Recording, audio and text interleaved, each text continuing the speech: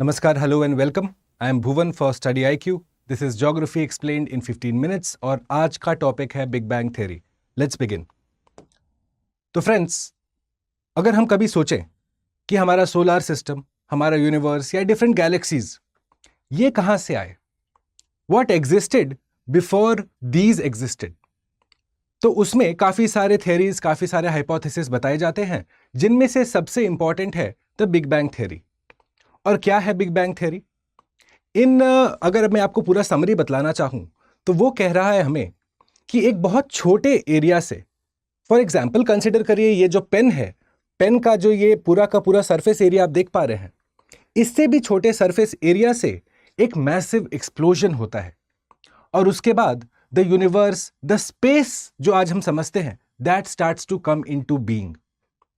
और उसके बाद एक प्रोसेस फॉलो होता है, एक प्रोसेस चालू होता है जिसके एंड में हम देखते हैं कि हमारे सन, हमारे स्टार्स, हमारे प्लैनेट्स, हमारे मून, ये सारे कुछ बनना चालू होते हैं. So let's understand this from the beginning friends, कि हमारा सोलर सिस्टम और हमारा स्पेस ये सब कहां से फॉर्म हुआ. According to the big bang theory it came from the small point जिसका नाम है द पॉइंट ऑफ सिंगुलैरिटी. चलिए आगे बढ़ते हैं फ्रेंड्स.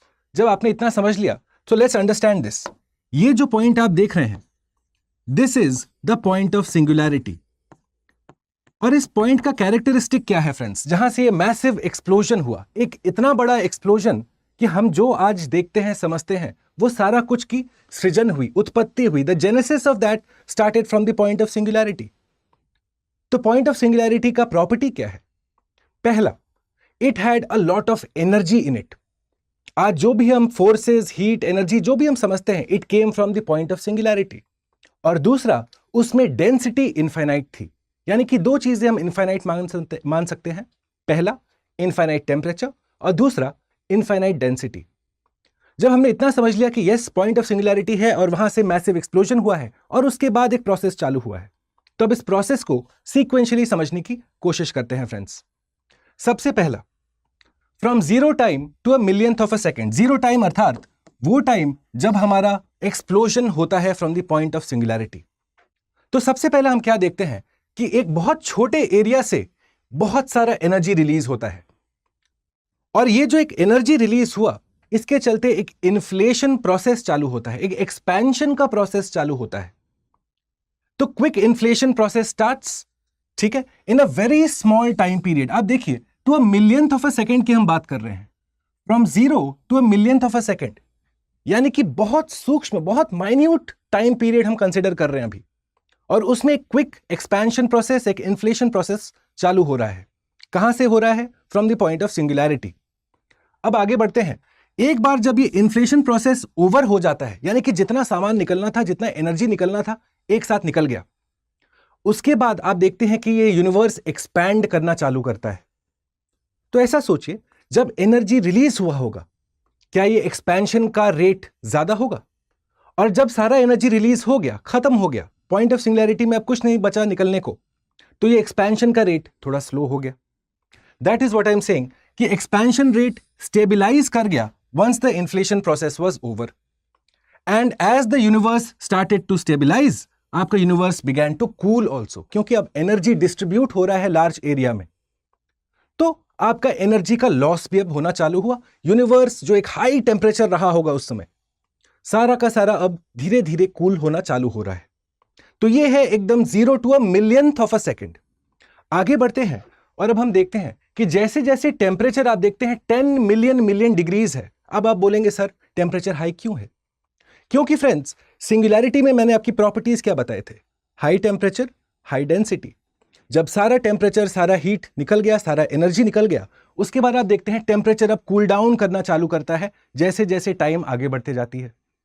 तो as the temperature reached 10 million degrees, जिसे हम कहते हैं 1000 गीगा इलेक्ट्रॉन वोल्ट, सबसे पहले फ्रेंड्स हमारे फंडामेंटल फोर्सेज ऑफ नेचर बनते हैं, जिसे हम स्ट्रॉन्ग फोर्सेज या वीक फोर्सेज की श्रेणी में कहते हैं.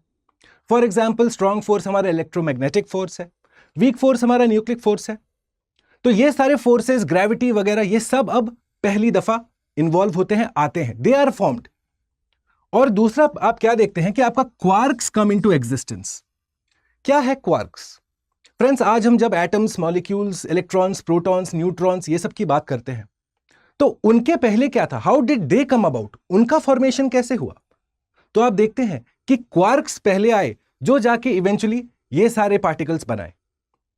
ऐसा समझिए कि अगर एक फुल ग्रोन अडल्ट हमारा आज का इलेक्ट्रॉन, प्रोटॉन, न्यूट्रॉन है, तो आपका क्वार्क्स एक छोटा बच्चा है, the first form of it, right? तो उसके बाद आप देखते हैं कि ये जो पूरा टाइम पीरियड जो मैं आपको बतला रहा हूं, from 0 time to a millionth of a second, friends, ये टाइम पीरियड ऐसा है कि ना आप थे ना हम थे। ये सारा कुछ जो मैं आपको पढ़ा रहा हूं या हम लोग जो समझ रहे हैं, ये रिसर्च के ऊपर आधारित है और इसके ऊपर रिसर्च अभी भी ऑनगोइंग है। इसीलिए हम कहते हैं कि टाइम पीरियड थोड़ा स्पेक्युलेटिव है, क्योंकि बहुत सारा लॉज ऑफ फिजिक्स हमारा टूट रहा है। इसको हम प्लैंक टाइम भी कहते हैं। ये जो शॉर्ट टाइम पीरियड में बहुत सारा कुछ सामान निकला, हीट डिस्ट्रीब्यूट होना चालू हुआ, कूलिंग की प्रोसेस चालू हुई, आपके क्वार्क्स, आपके फंडामेंटल फोर्सेस, ये सारा कुछ जो निकल के आए, इस टाइम पीरियड को हम कहते हैं द प्लैंक टाइम। चलिए आगे बढ़ते हैं और अब नेक्स्ट देखते हैं कि after a millionth of a second अब क्या क्या चालू होता है। तो फ्रेंड्स, ये जो ए और बी मैंने लिखा है फ्रेंड्स, कि आपका यूनिवर्स एक्सपैंड करना चालू करेगा, और दूसरा कि आपका process of cooling will continue, ये आज भी हो रहा है। आज भी आप देखते हैं कि आपका यूनिवर्स एक्सपैंड कर रहा है।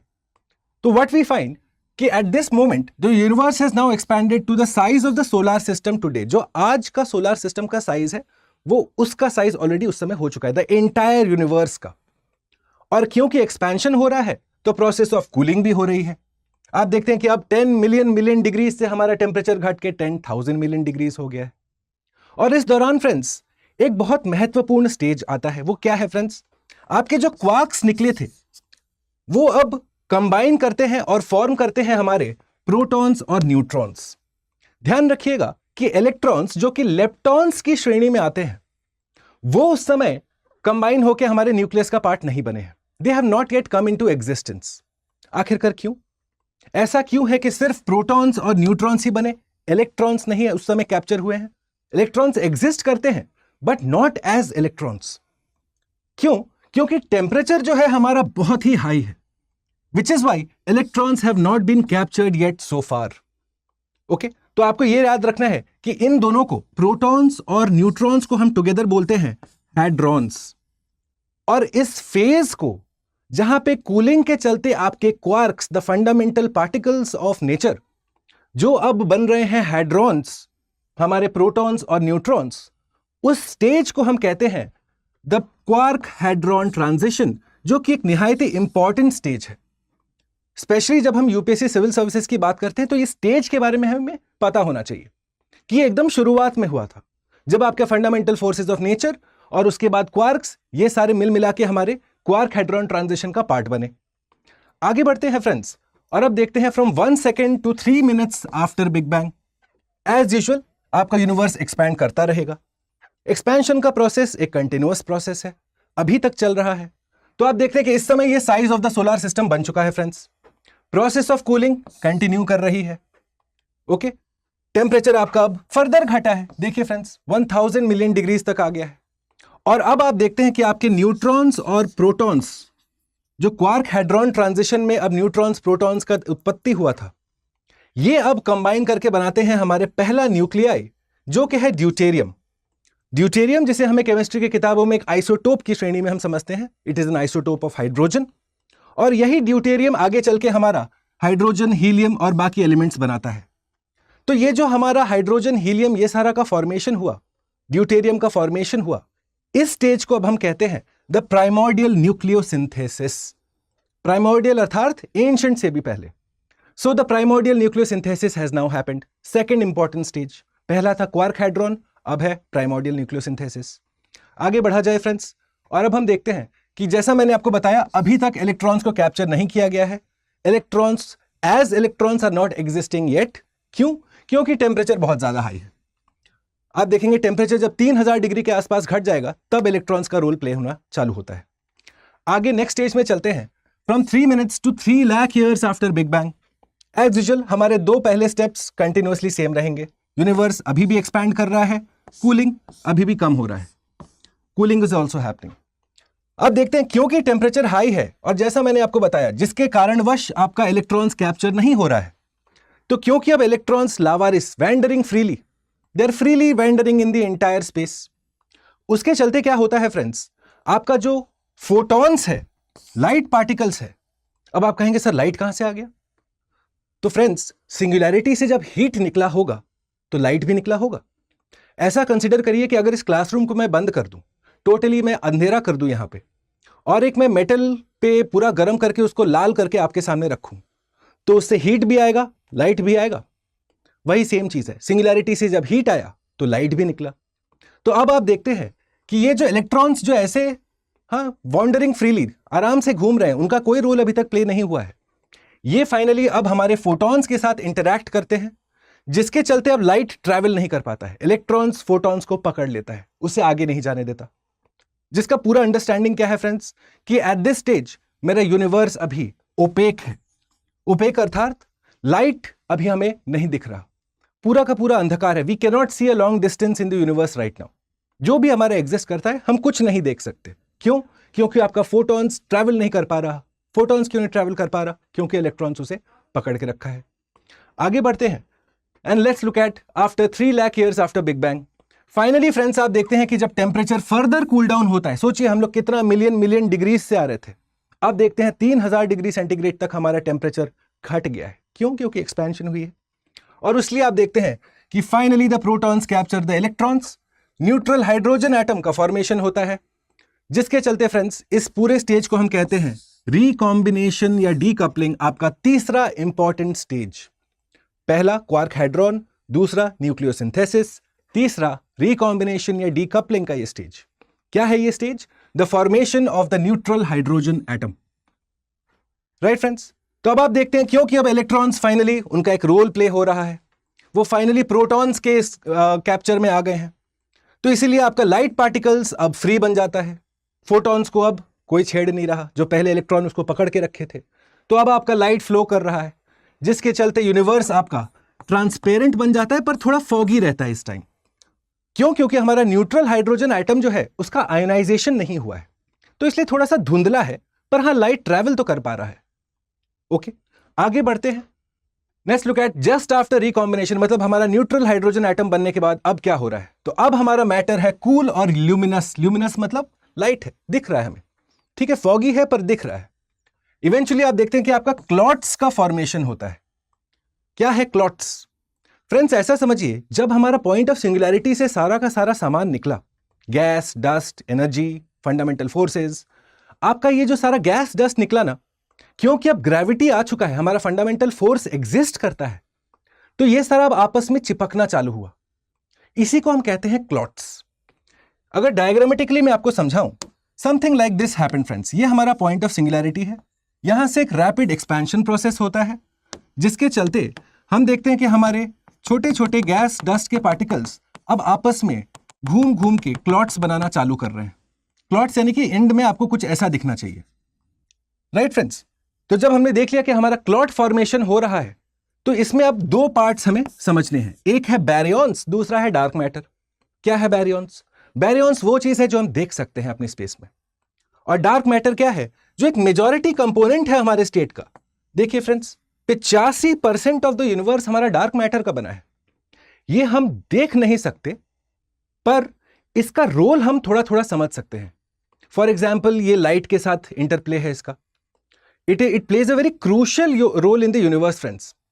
ठीक है, तो आप देखते हैं कि matter that cannot be seen is dark matter and it makes close to 85% of the universe.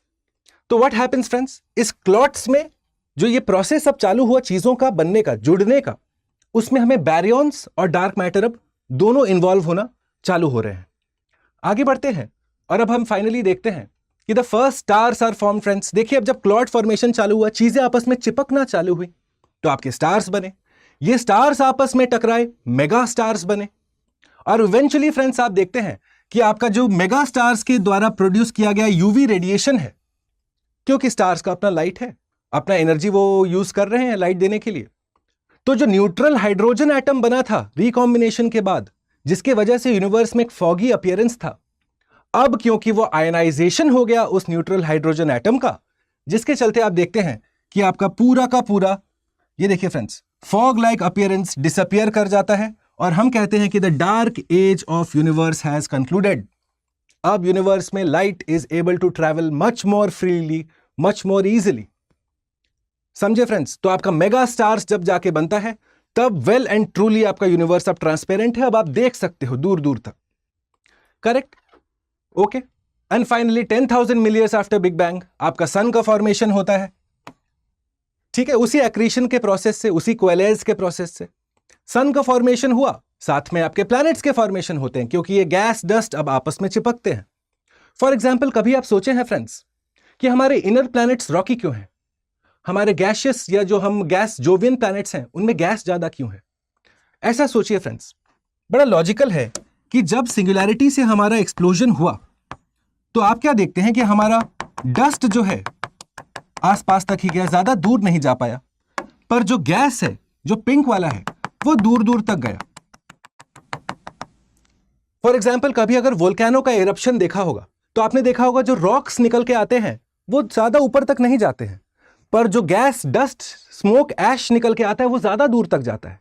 वही सेम कॉन्सेप्ट यहां पे है, जिसके चलते जब यहां पे हमारा कोएलेज का प्रोसेस होना चालू होता है तो आप देखते हैं हमारे रॉकी प्लैनेट्स यहां बनते हैं। क्यों? क्योंकि आपका डस्ट इधर था, और यहां पे बनते हैं आपके गैशियस प्लैनेट्स क्योंकि उधर गैस गया था। Correct friends? कॉन्सेप्ट क्लियर हो गया कि हमारे इनर प्लैनेट्स रॉकी क्यों हैं, आउटर प्लैनेट्स गैशियस क्यों हैं? क्योंकि पॉइंट ऑफ एक्सप्लोजन में सारा का सारा डस्ट आसपास ही था। फाइनली फ्रेंड्स, आप देखते हैं कि आपका अर्थ और इनर प्लैनेट्स बनता है रॉकी कॉम्पोजिशन के साथ और मोल्टेन इंटीरियर के साथ, क्योंकि उसमें रॉक्स डस्ट की कॉन्सेप्ट कंट्रीब्यूशन ज्यादा थी, और आपके जोवियन प्लैनेट्स में गैस बनता है। तो ये था पूरा का पूरा big bang theory explained in the most minimum possible time with all the important concepts that have been included. Okay, right? तो फ्रेंड्स, ये पूरा डिस्कशन का पीडीएफ, ये नोट्स जो मैंने आपके लिए बनाए हैं, ये आप एक्सेस कर सकते हैं मेरे टेलीग्राम चैनल से, भुवन स्टडी IQ के नाम से आप सर्च करेंगे। कोई भी डाउट हो रिलेटेड टू ये डिस्कशन, ठीक है, कोई भी कमेंट हो नीचे हमें कमेंट बॉक्स में बताइए, या जुड़िए मेरे साथ मेरे इंस्टाग्राम हैंडल पे भुवन स्टडी IQ के नाम से। Now before you go friends, देखिए क्वेश्चन सॉल्विंग के बगैर कोई क्लास का कोई अर्थ नहीं है, तो let's try and solve this question. आप आंसर हमें नीचे चैट बॉक्स में बताएंगे। Arrange in chronological order from the beginning, ये 4 स्टेजेस जो आज हम लोगों ने डिस्कस किए, you will let me know how to go head and हाँ इवेंचुअली किस क्रोनोलॉजिकल ऑर्डर में स्टार्टिंग फ्रॉम द बिगिनिंग इसका आंसर होगा। In fact let me change this, और इसको मैं कर देता हूं universe becomes completely transparent.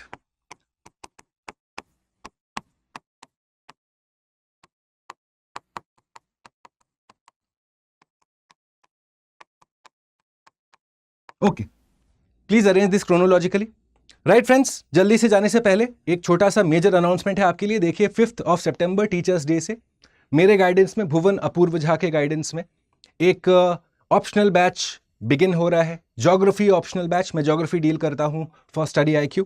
Okay, student community के तरफ से जो रिस्पॉन्स अभी तक है बहुत ही संतोषजनक है। वी आर मतलब full of gratitude for the love and appreciation that you have shown. कुछ सीट्स बचे हैं for those of you who are interested. आप जल्दी से जाएंगे स्टडी IQ के वेबसाइट और साइन अप करेंगे। मैंने लिंक अपने टेलीग्राम चैनल पे शेयर कर दिया है। You will use the code BALIVE when you sign up. Okay, इससे आपको मिलेगा मैक्सिमम पॉसिबल डिस्काउंट, और साथ में आप जुड़ेंगे सीधा मेरे ऑप्शनल बैच में। राइट, और 2026 और 27 के students, now we have opened admissions long term preparation के लिए। There is need for a scientific planning. सबसे पहले हमें एक सिलसिलेवार तरीके से पढ़ना है। पहले फंडामेंटल्स पे काम करना है, उसके बाद आपके क्वेश्चन सॉल्विंग एबिलिटी पे काम करना है, हायर कॉन्सेप्ट्स पे काम करना है, आंसर राइटिंग पे काम करना है। काफी पहलू हैं, इसीलिए जुड़िए स्टडी IQ के प्रतिज्ञा प्लस बैच के साथ, जिसके अंतर्गत आप देखेंगे कि आपको फी रिफंड किया जाता है friends. Okay, once you clear prelims the fees is refunded for you, मतलब आप ऑल इन ऑल UPSC के लिए 0 कॉस्ट पे प्रिपेयर करते हैं। तो आप स्टडी IQ की वेबसाइट जाइए for the maximum possible discount. चाहे आप कोई किताब, कोई टेस्ट सीरीज, कोई optional batch, anything and everything that you buy from the study IQ website या ऐप, मैक्सिमम डिस्काउंट आपको दिया जाता है जब आप यूज करते हैं कोड BALIVE। आई होप ये डिस्कशन आपको अच्छा लगा। Please do consider leaving a like and a comment. मैं बहुत जल्दी मिलूंगा आपको अगले प्रेजेंटेशन के साथ। तब तक के लिए नमस्कार।